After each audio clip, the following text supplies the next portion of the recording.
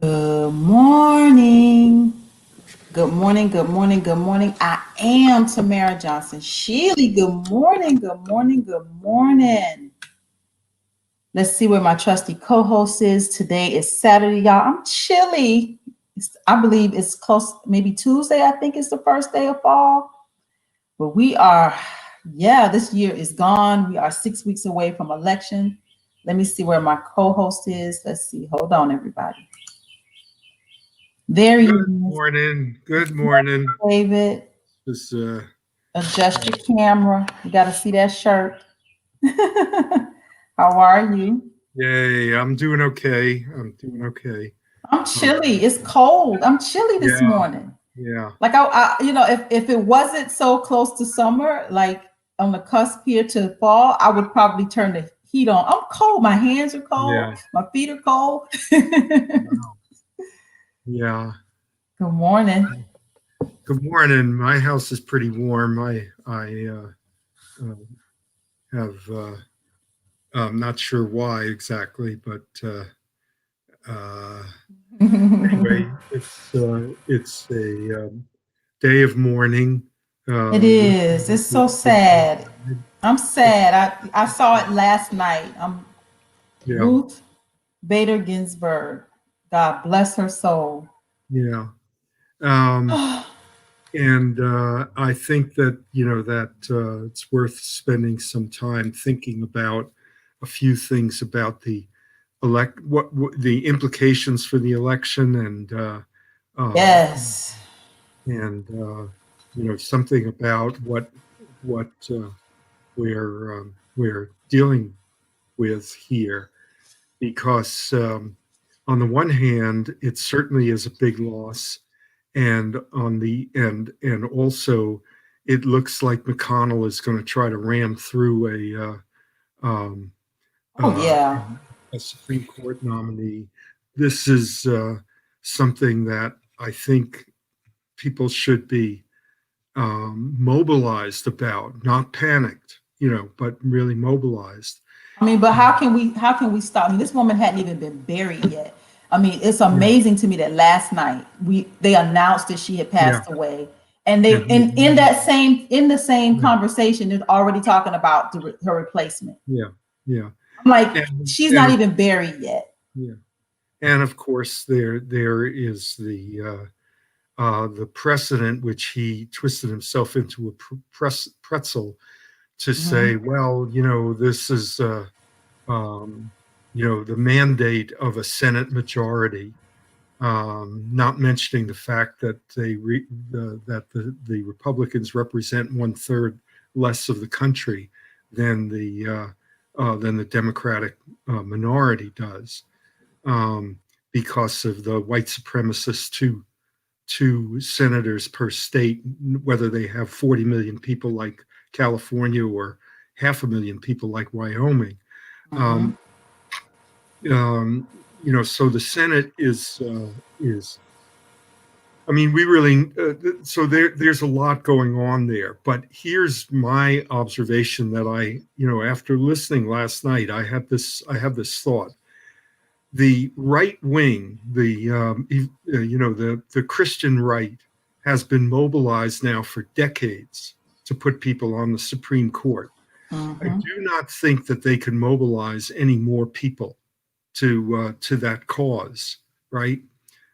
They have reached their, I would say, their saturation point, their maximum mobilization. The people who have not mobilized around the Supreme Court have been, progressives and Democrats, and this has now become, if there weren't enough, motivating factors already. I really think that this is going to be a major. Um, uh, what I'm saying is that the Democratic mobilization on the basis of this, I think, is going to be far greater than anything that they can muster on the Republican side. So there is that to keep in mind. There is, another aspect is that the lame duck session. Can McConnell force through an appointment in a lame duck session? And I think that it's going to be very hard to do. I mean, Lisa Murkowski of Alaska has already sent out her statement, you know, at before McConnell made his, that she will not vote for any you nominee. And I think she's sending a message to to senators who may not be vulnerable this year, but in 2 years, Republican senators who may not be vulnerable this year because they're not up for reelection, let's say. But what does this do to the race in Maine? Against Susan, um, uh, the Democrat running against. I'm blanking out on the who voted for Kavanaugh and all of this other stuff. Susan Collins. What does it do to that race? And a number of other races. Cory Gardner, McSally in Arizona, Cory Gardner in Colorado. I mean, these people these senators are not just vulnerable; they're down. They're really down. What does it do to the races in Georgia? That's to bring it home. And by the way, what's happening with that 14th congressional district? I haven't heard anything about the Democrats putting forward a new nominee to. Oh, they're not. For those of you that don't know, the 14th congressional district, here in Georgia, the Democrat that was running in the race decided to drop out and has left this seat just wide open to the Republicans. So I think they're going to just leave that alone. Watch. You haven't heard a pin drop behind that. Yeah, well, it's disgusting. I mean, that's all I can say. It is disgusting. And John Ossoff, and Hank Johnson, and all of those folks, Stacey Abrams, they should be ashamed of themselves. Ashamed of themselves. I mean, I don't care. I don't, as far as that's concerned, that they're going to let a woman who is a QAnon conspiracist. I don't care what the odds are of somebody winning. They're going to let her walk into that seat uncontested when there are good people up there who we met, less than 10 months ago. How did you go from Ruth Bader Ginsburg to the 14th congressional district? So he says, please explain that 14th situation. Go ahead and tell him about the 14th the Republican who won the primary is a woman who is a QAnon conspiracist, who is a white supremacist, whose Facebook pages have been filled with racist comments about all sorts of people of color, and the Democratic candidate who won the primary has dropped out. He insists for reasons that had to do with a family crisis.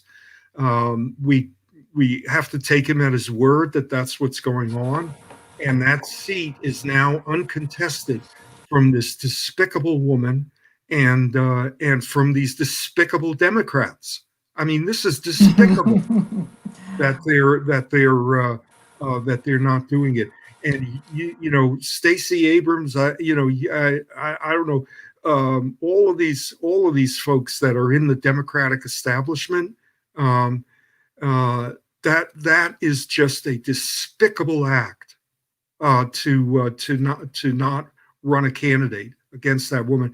My feeling is, from what we saw up there, 30 people on a county Democratic committee who listened to you with interest and respect and consideration when you presented them with the reparations case. Those people were were at a high level of morale. They have good, base contacts in that community, and to leave them without resources and without a candidate to fight for in the face of that, it flies in the face of everything that they supposedly stand for. I mean, Stacey Abrams is supposed to be getting out the vote. You know, Well, she I won't mean, be getting out the vote in the 14th. well, and my feeling is that this is the same old with the Democrats. Oh, we have to. I mean, they have um, the kind of resources. They've outraised the Republicans in the last quarter by $100 million. And that chump Trump is saying, "Oh, he's going to put in his own money." He hasn't put in a nickel, even into his charity. They had to. Anyway, You're on your that is soapbox this really. morning. Who ruffled your feathers, David? Yeah, no. I mean, really, this is just utter. I'm just beside myself, and on top of that, it's one of those areas where it seems to me that the white left, all of these people who are supposedly in.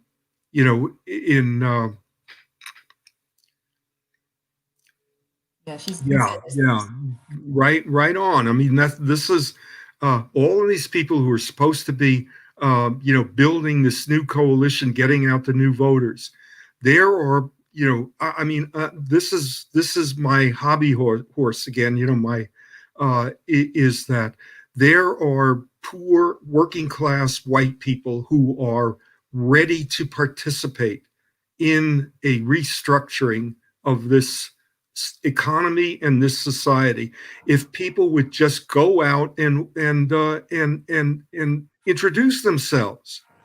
I mean, That's a two-way street. I think that this whole thing with building solidarity, with you and I, we show people how to do this. Like I was talking about you yesterday, David. I was like, David and I are great friends. Like this is true friendship. David and I have been friends for a number of years. We have the best conversations. I have learned so much from David, but this is our friendship is intentional. We want to be friends. David now, he's so woke. He doesn't like that word, but he's woke. but I say waking. David is woke, y'all. He's woke. So David, so this week, when you talk about, how we build solidarity, how these black-white relationships work, and how they look. There's a white gentleman that gave me a call from a neighboring white county, and he said, bring me some signs, Tamara. I need 20 signs. Now, this is a predominantly white county, and he was like, bring me some signs. I know where they need to go. So, this is how we do this. And you're right. I actually have something I want to put on social media later today about abolitionists. And I was thinking about how, when we were trying to escape slavery and trying to get to the North, along the way, there were white people that were helping us. We were working together to end slavery. We were sleeping under the porches, and they were hiding us, and they were feeding us, and it was pointing us in the next direction. There was white people that were helping us, David. So, these relationships, I think we're what's happening. I think there's more woke white people like you, David. I'm excited about this election because I think there's a lot of white people that are going to start to really, that are going to be very intentional about working with Black and brown people and building that solidarity that you've been talking about. Yeah, there's a group that I don't know much about, so I'm hesitant to talk about it, but Standing Up for Racial Justice. There's a gay group that calls it Southerners on New Ground, which is, talks about treason, race traitors. There's a lot that is going on, and there's a lot of people who are in the left wing of the Sanders movement, that are are, but the direction really isn't clear. I mean, yes, you talk about European American abolitionists, um, but for years, the abolitionist movement was interpreted, in history as being primarily, white organized and white led. That's not true. The abolitionist movement was organized and led by black people. Um, Hmm. and it's really important that folks understand the role that European American. I mean, there were people like John Brown who were, part of the abolitionist movement who gave their lives. There were many people who took European Americans who took tremendous risks. Um, but nevertheless, they're the structures and the organization were coming out of free people of color, as they were called, in the North, and networks that operated, black and white networks, that anti-slavery networks in the South, that did bring people up. This place, the college where I went to school, and At Oberlin, Oberlin? yeah, at Oberlin was an underground railroad station. So was a similar college in Illinois, where I taught. It was actually a sister school of Oberlin, founded by the same people, called Knox College, which was also an underground railroad. And there was a little town next to Galesburg, which is where Knox is located, called Knoxville. And the sheriff in Knoxville in the 1850s was an abolitionist. And so the entire town, it was like a sanctuary city, you know, those networks were throughout the South. They were the slave grapevine, was it was not perfect, but it did get these messages out to folks. And the other thing to keep in mind about that period is that most of the resistance to slavery was not these dramatic escapes. As much as Harriet Tubman is a hero, most of the resistance that was going on was kind of like working class strikes. You know, Mhm. um, uh, uh, a uh, a, a the slaves on a plantation would actually stop work. They would go and hide in the woods, uh, Mm. and that was a strike. It makes so much sense to understand, slavery as a labor system, you know, and the African American enslaved people as workers, as enslaved, unpaid, forced, labor force. They were the central labor force in the United States for the first half, three-quarters of a century of its existence, and for the whole of the 18th century. So And we it's have Egberto here. Let's yeah. do. Let's get our national political update. We hadn't talked to Egberto in weeks. Hey, Egberto, where you been? Well, you hadn't invited me. You and David threw me to Oh, the don't tell that curb. story. I'm so hurt. Tamara and David said, "Egberto, get the hell out of here." Oh, no, we did not. She So says Twitter's cutting us off. Oh no. Hey, Did Robin. how you what? guys doing this morning? Good. Hey, How are how are you? you? Well, not very well because my heart's still heavy from losing RBG. And Mm-hmm. RBG, I think she probably tried like hell to stay on. I know she fought. That was a tough, tough, tough woman.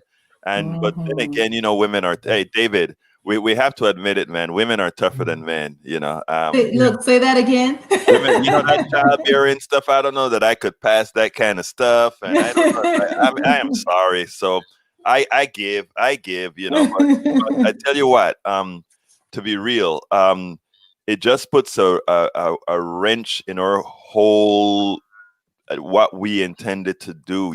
Because a few months ago, when I supported Hillary Clinton, even though I was a Bernie delegate and supported Bernie. A lot of us were out there saying, "Hey, the most important thing we have to look at right now is the Supreme Court." So, this wasn't the time to be purists, And it seems like we're going to dodge the bullet. Yes, Trump got to appoint 2 people, but it still left us at a 1 judge deficit. But man, RBG is somebody we were hoping would hold on until we could keep things cleaned up. And then I wrote this article said, it doesn't matter if we go ahead and we lose the Supreme Court by a bunch. It doesn't matter that we have all these progressive policies that we want to put out there, Medicare for all and all this kind of stuff, because all we'll get is a state, a red state that doesn't believe in this stuff to sue every law that gets passed, get it to the Supreme Court and have it deemed unconstitutional. So unless we get a what is it, David? A 3/4 majority in Senate and Congress where we can, whatever they say is unconstitutional, we can then officially make that a constitutional amendment to justify it. Even our policies are going to have to be sort of tempered towards this grand plutocracy. And so, I think we have to rethink a whole lot of stuff. Because he is going to get somebody appointed. And I don't see any Republicans that even those that are saying right now, we may not, we'll leave it to the other president. I think when the Trump cabal come down on them, I think they're all going to cave. I don't agree. So, but I may be, presenting too rosy a picture. Well, I hope you're right. Trust me. So please tell me your picture, because I sure want you to be right. Well, the first thing that I mentioned before you came on the air is that the Christian right is saturated with the motivation to get new people on the Supreme Court. They have maxed out on the people that they can mobilize for that.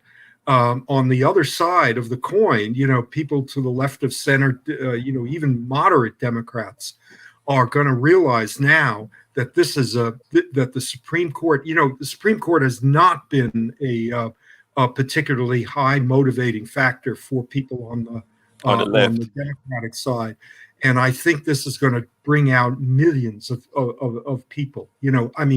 As you said, the notorious RBG is she is a progressive figure who is utterly beloved, and she just sent out this message through her granddaughter that she wants the next president to nominate her replacement. I think that's a clarion cry, and it's going to affect masses and masses of women who might have sat home or might have been on the fence. So I think in spite of the fact that I have almost nothing in common with the Democrat Amy McGrath, who's running against McConnell, it's possible that this could unseat McConnell. So there's a lot going on, and there's also as people were saying on the interviewees on MSNBC last night, it ain't over until it's over. That's true. I thought Sherilyn Ifill, who I think she is probably one of the most. Yeah. She should be on the Supreme Court. If there was any justice in the justice system, she would be she would be Biden's nominee. She's brilliant. She's been working even for keeled. She's also even keeled. Yeah. Oh yeah. And she's the one who said it. And so did several of the Democratic senators, Cory Booker and Mazie Hirono, that they're working out how what kind of things they can do to stop this. Lisa Murkowski has already issued her her preliminary statement. Don't try it. Susan Collins is. I mean, it would be her political death sentence if she did that.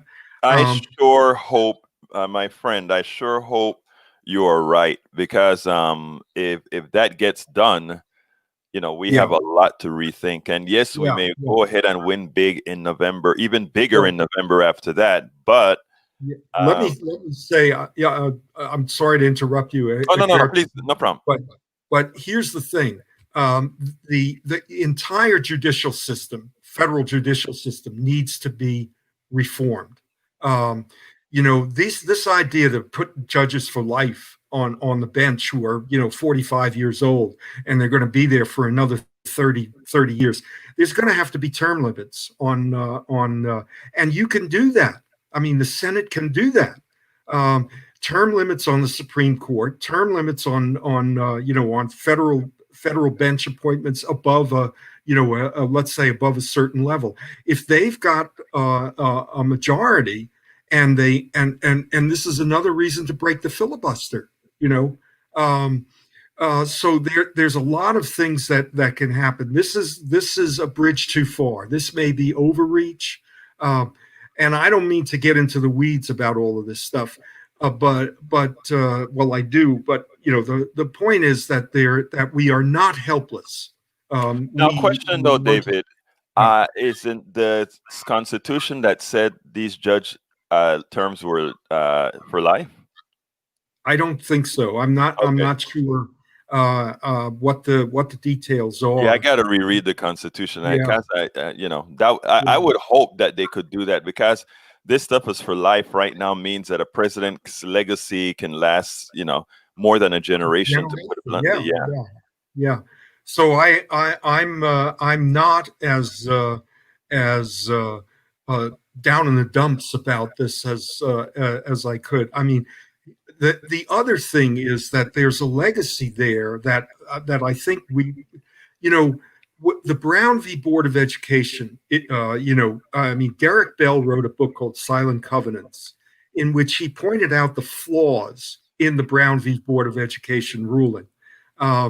And other people have pointed out that the Roe v. Wade decision was made in a similarly flawed way.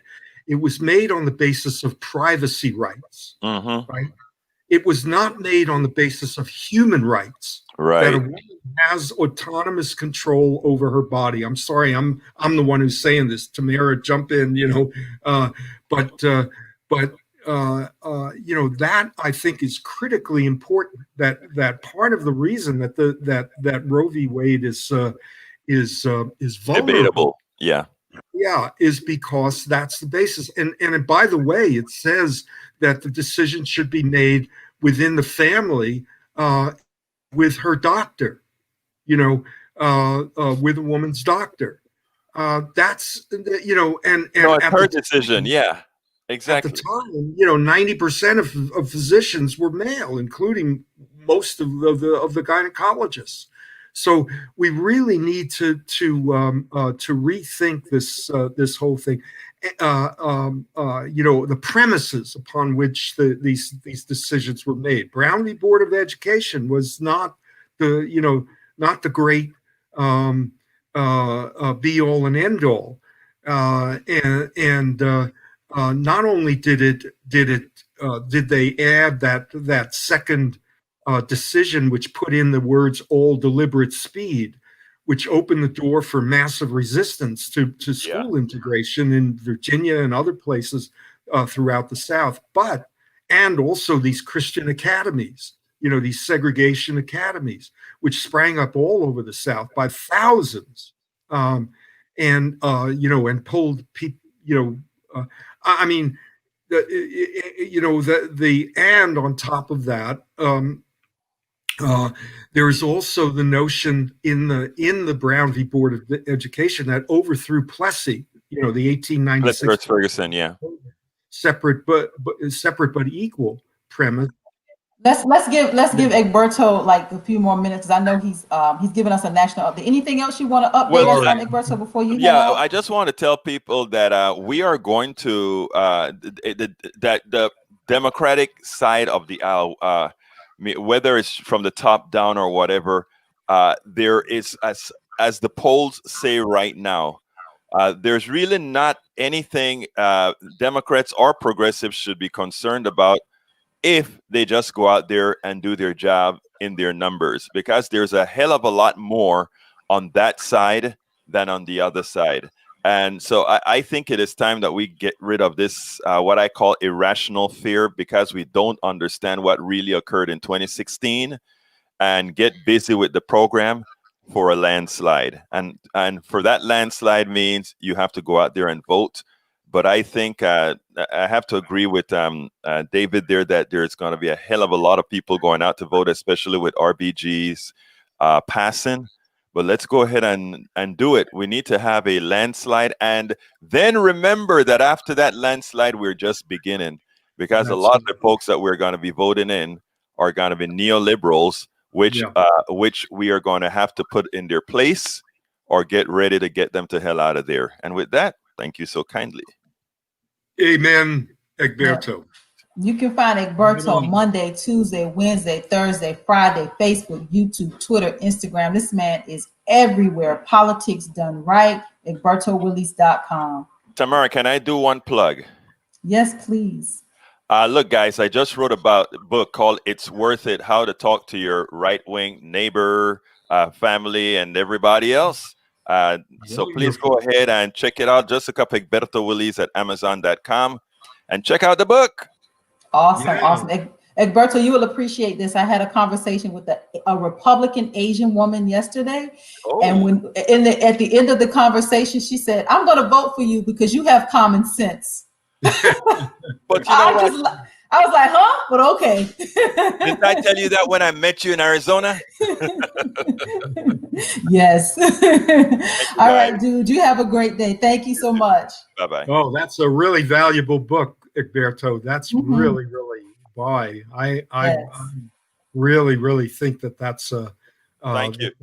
And you're right. It's worth it. I mean, yes, it's worth it. Way to say that that it's worth it to go out and reach out to these folks, particularly the people whose class interests are so in line with the democratic reform and the redistribution of wealth and income. Oh my God! Tamara, I may have to with his Tamara t-shirt on. We may have to get him to do a plug for me, man. Okay, there it is. Thank you, Egberto. Awesome. Oh boy. Yeah. So guess what? Guess who we have as a guest today, David? Oh, I can't guess. I know you can't. But I told you probably just don't remember. But Susan Bro is here. Yes, she is here. Susan, good morning. Good morning. See, I forgot to move the lamp. Hang on. No, you're fine. No. I don't like it in the shot. I have it here in case the light is bad. Exactly. Well, your hair is beautiful. Good morning. How are you? I'm fine. Thank you. This is how I wore my hair most of my life. Heather died right in the middle of an experiment on growing it long, and I consider it a failed experiment, so I chopped it all off last May. Oh, you wear it well, Susan. Tell everybody who you are and recap, because just in case people don't know your story, your daughter's story. So start there, and then we'll go into where you are now and how things going. Sure. My name is Susan Bro. My daughter Heather Heyer was murdered in the events of August, August 12th, 2017, when a self-proclaimed neo-Nazi drove into a crowd of counter-protesters, injuring several, at least 20, if not more. And she was the only one who died. And so I was handed a platform by the press, and people began inviting me to speak, at first to share Heather's story. But as I moved away from Heather's story and more onto equal rights for all, then that's where I've tried to continue my story. It's not about Heather. It never was. It's about the issues that she was there to represent that day. Well, how are you? I'm It's been okay. how many years? We're how many years? It's 3 years now. As any parent or loved one of someone who's passed, I still have moments of grief, but I've learned to smile again. I've actually taken the pandemic to kind of pull myself back together, catch my breath, finish unpacking some of her boxes. We were cleaning out the shed and I came across a bag of her toys 2 days ago and said, nope, not dealing with that right now, and put them back in the shed. Yeah, it's a meeting actually today with various members of a scholarship diversity committee to make sure that we're removing bias from our scholarship process. That's always an ongoing thing. Higher Voices, our youth empowerment program, is moving forward. I've handed that kind of over to Alfred Wilson, the co-founder and executive director, and said, you're younger than me, you take that on along with Elliot Cisneros of the Sum. I'll handle the scholarships because we're just a 3-person operation right now. And so they're meeting with people from a local university. Once that is up and running, then we'll announce for sure what we're doing with that. But other than that, I also took time to complete certified life coach training, which not only helps me in the work that I do now, but I'll eventually, I think by November, hang out my shingle to earn a living that way. So, life moves ahead. Where are you based, Susan? Central Virginia. Of course, the coaching and almost all of my speaking now is online. So that opens me up to all sorts of possibilities around the country. I'm still having international press show up, which surprises me. Just yesterday, I met with Japan. Last week, I met with the French-Canadian journalist. So it's interesting to see how the story is still going out. Well, you see, your daughter is a hero. I see that. Thank you, Robin. Yeah. I didn't know if I should comment or not. Yes. That's why I put it up so you can see. Yes. Oh, thank you. Of course. Well, I'm happy to hear that. We will not forget. Well, again, just remember that it's not about Heather. It's about the issues that she died for. And what I say to people is that Heather is important as an example of what an ordinary person can do with a simple act, as walking in solidarity. She was not a known activist. She was passionate online. She was passionate one-on-one, but she was, not going to meetings or doing other marches that I'm aware of. She's like me. She's kind of a couch potato. But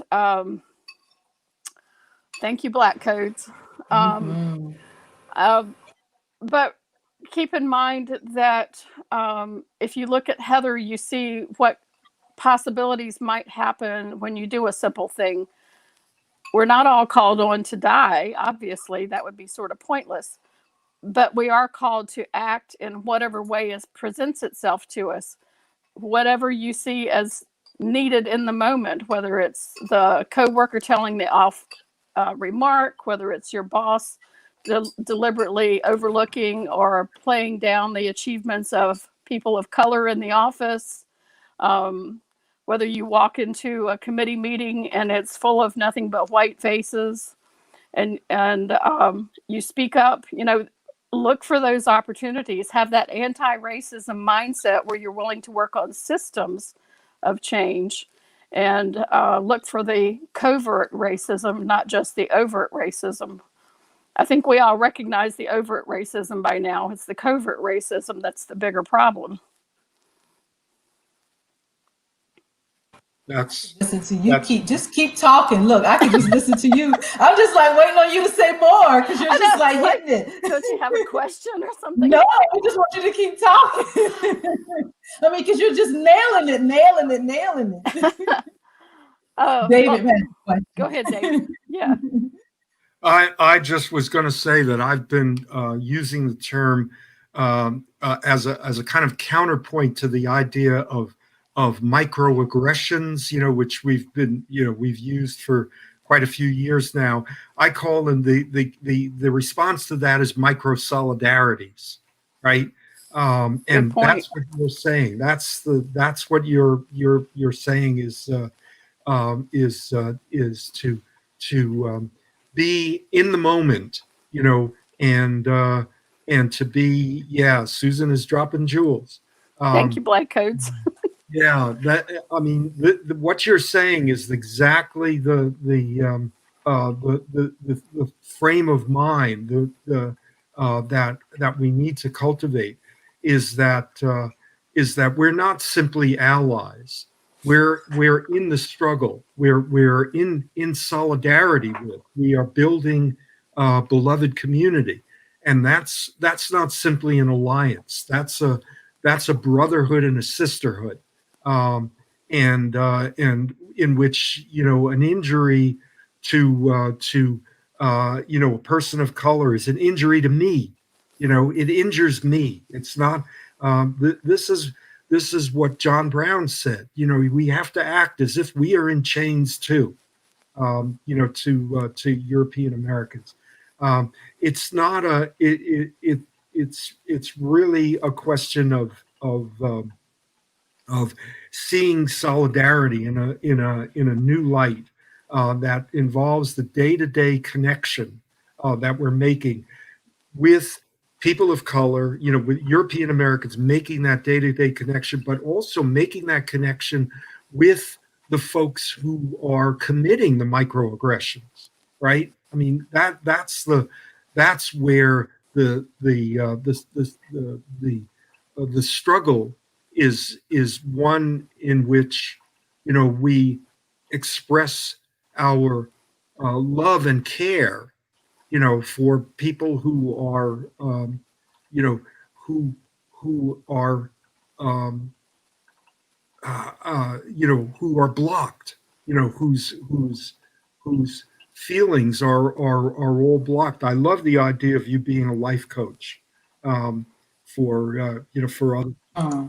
And yes, when she said life coach, I was like, oh yes, oh yes. I will have to tell you, they had to convince me to take the class. But Chanda McGuffin of Rise in Waynesboro talked to me, and I said, okay, I got so much on my plate. How is this going to work? She said, trust me, it will help you in your work. It will help you with yourself, because I was at a point where I just thought nothing happened over the last 3 years. Here we are dealing again with the George Floyds, the Ahmaud Arbery, the Breonna Taylor, and the list, just goes on and on and on.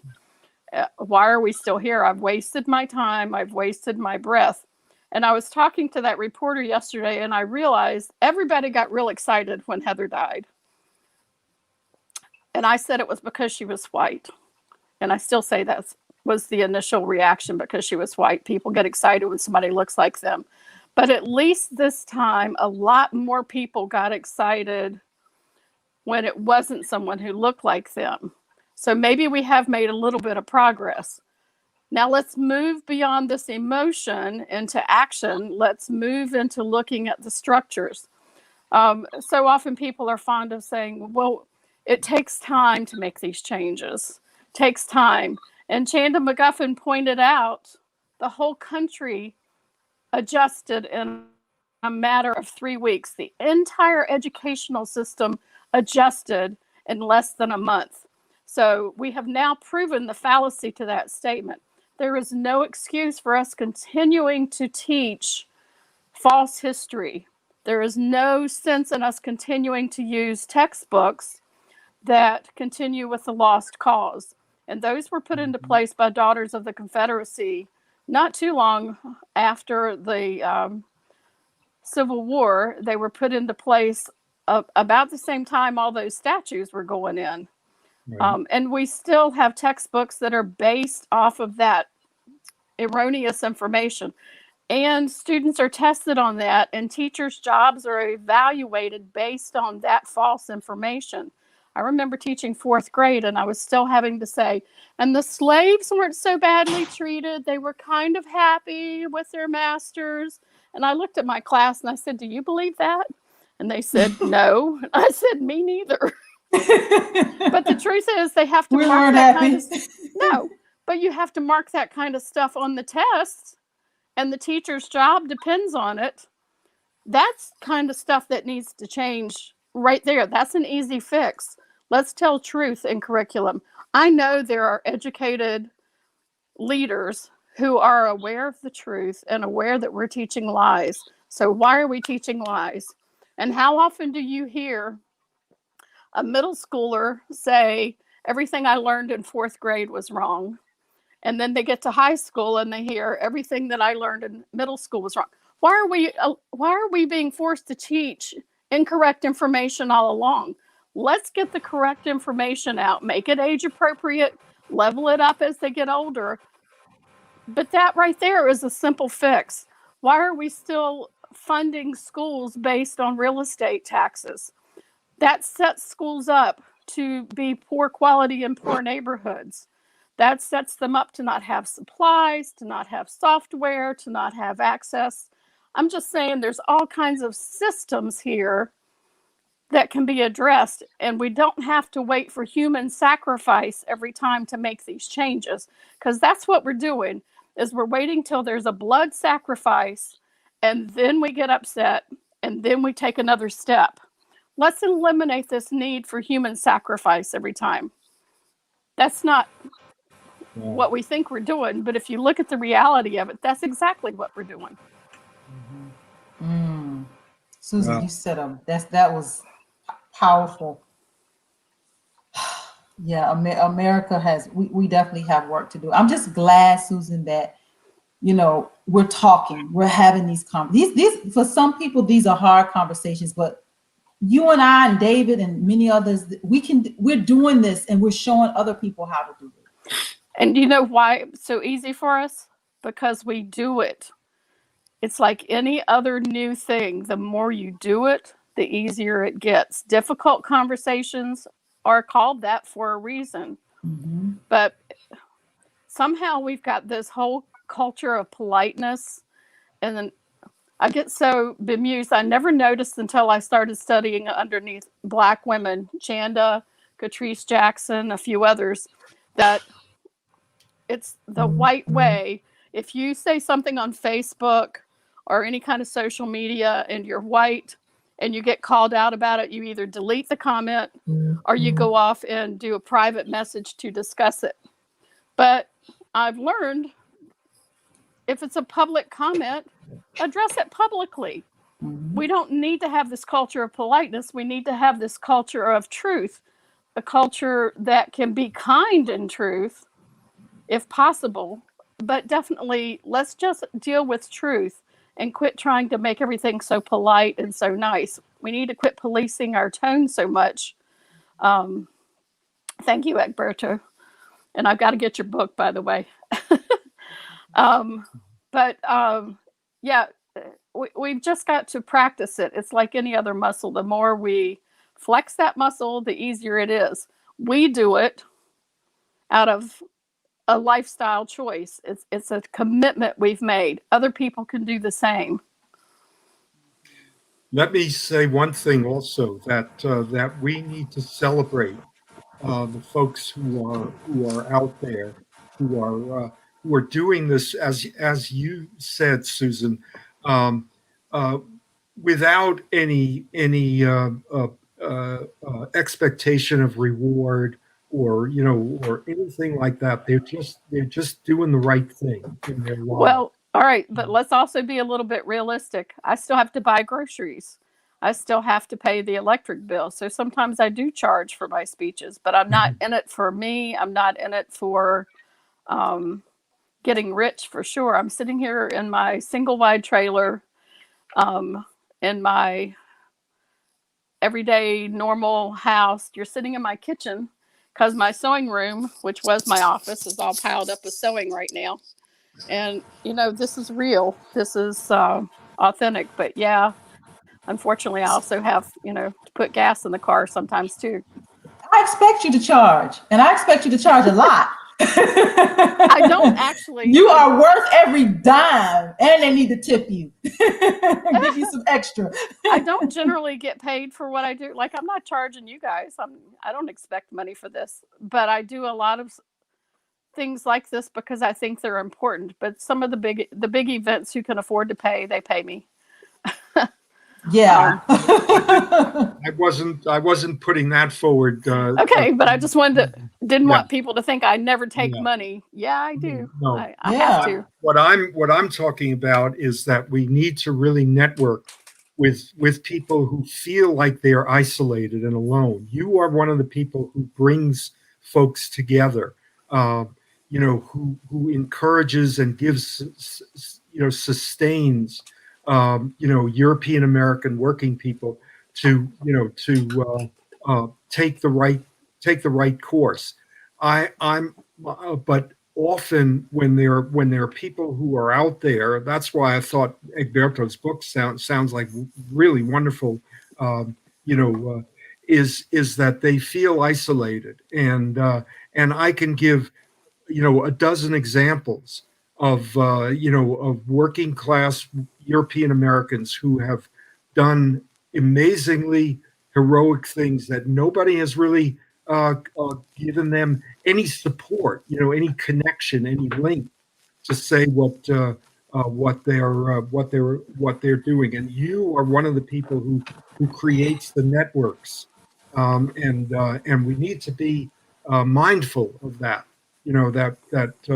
That there are lots and lots of people out there who are taking stands every day, because they know that it's right, because they have a consciousness of where their interests really lie, as opposed to what the Trump bullies in their neighborhoods or their towns are saying to them, and they just feel isolated.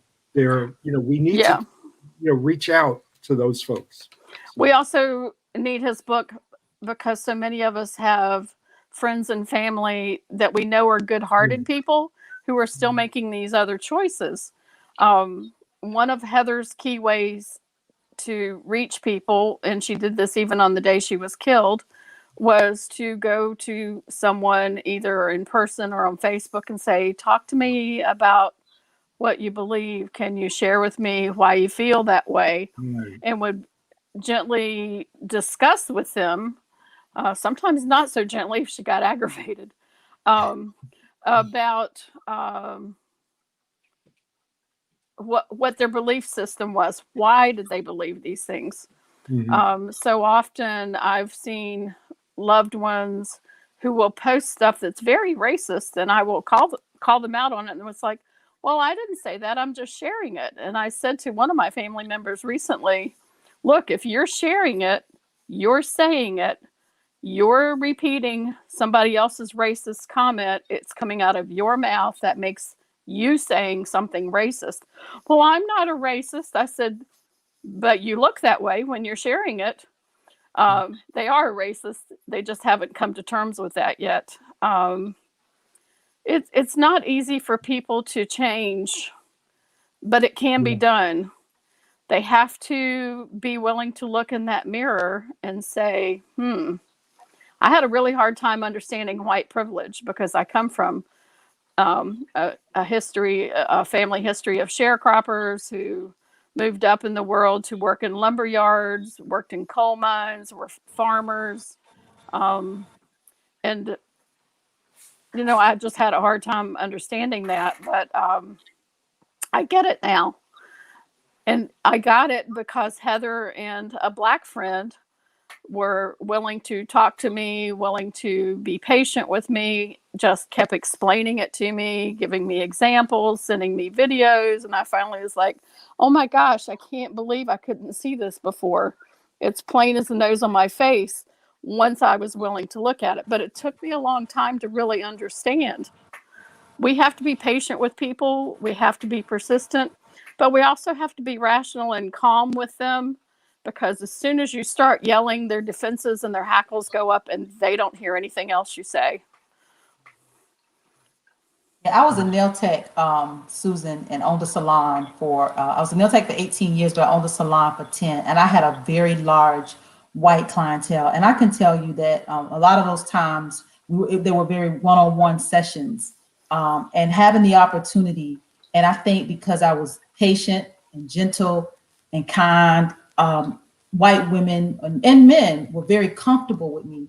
So I'm telling you, I would have some of the best conversations because they knew I was a safe place to have it. Like as a black person who could hear them and give them room. Like I remember one time, this was another situation, but a white man said to me, Tamara, why are all black men like, he got the impression that they were all bad. Like they're all bad.